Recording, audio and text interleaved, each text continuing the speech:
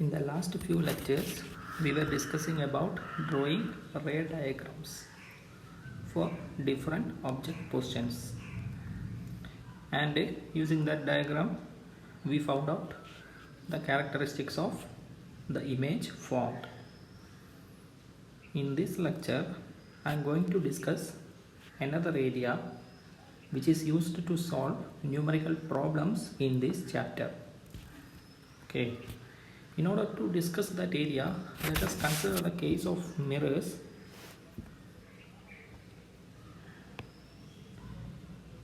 If we consider a mirror, general mirror, let it be a concave mirror. So I am considering a concave mirror. This will be the pole. Now I can draw a principal axis.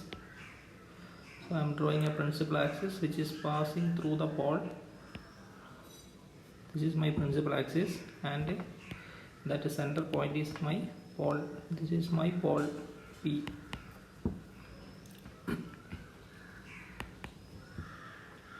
Okay, this is the principal axis. Now I am keeping an object in the principal axis.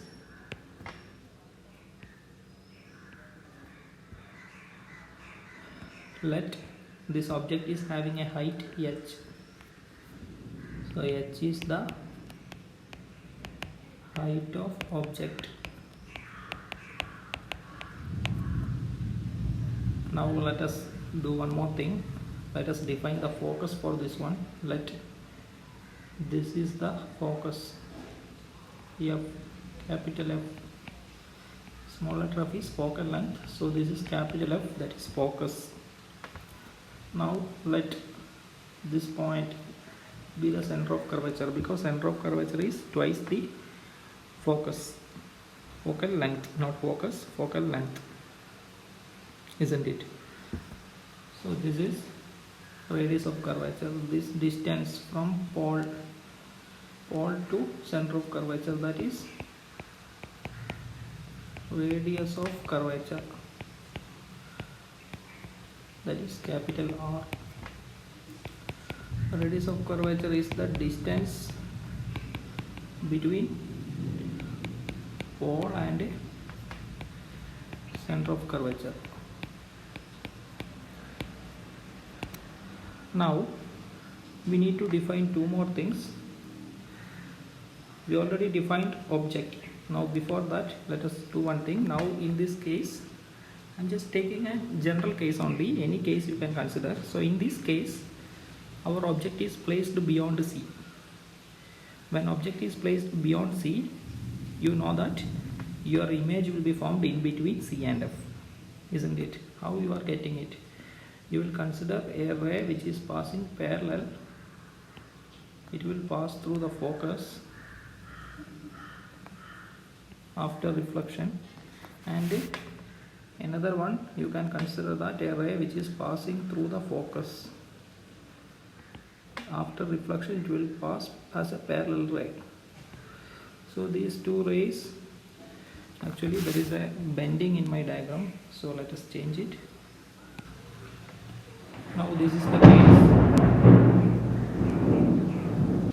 You can see your image is formed here, and your image will also have a height. It is inverted, actually you are getting an inverted image, and it is real because it is formed on the same side.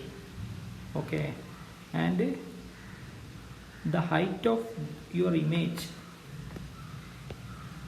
is denoted as h prime. Okay, so h is the height of object, h prime is the height of image. These are two terms which we are using. H is the height of object, and h prime is the height of image. Now I need to define two more things, so I am again considering those cases. So for that, let us do one thing. Let us erase all these things.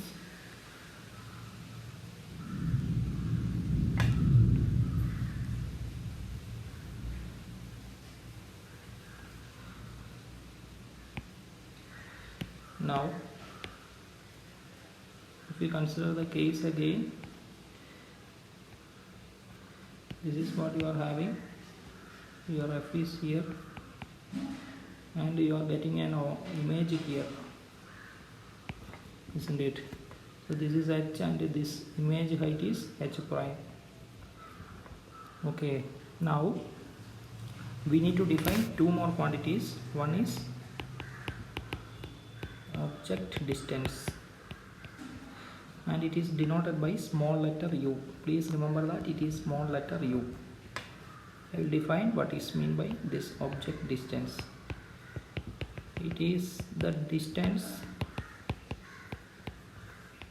between pole and object.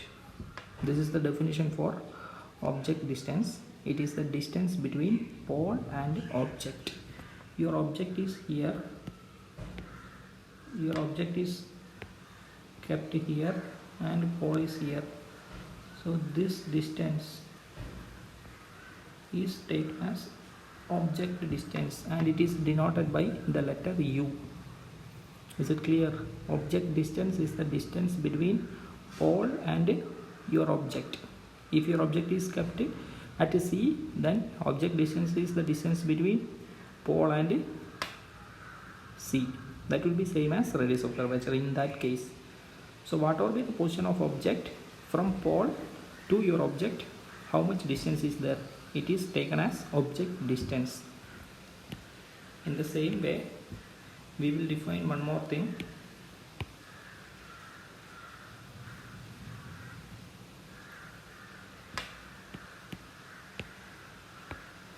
That is image distance.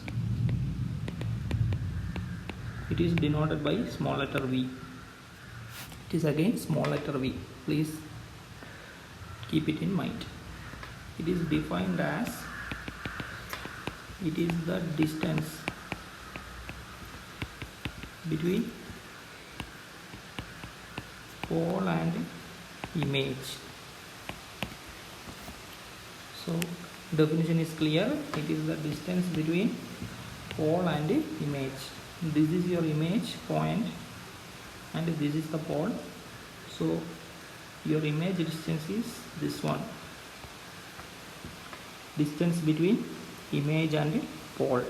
It is taken as image distance and the symbol is small letter v. Now we already defined focal length.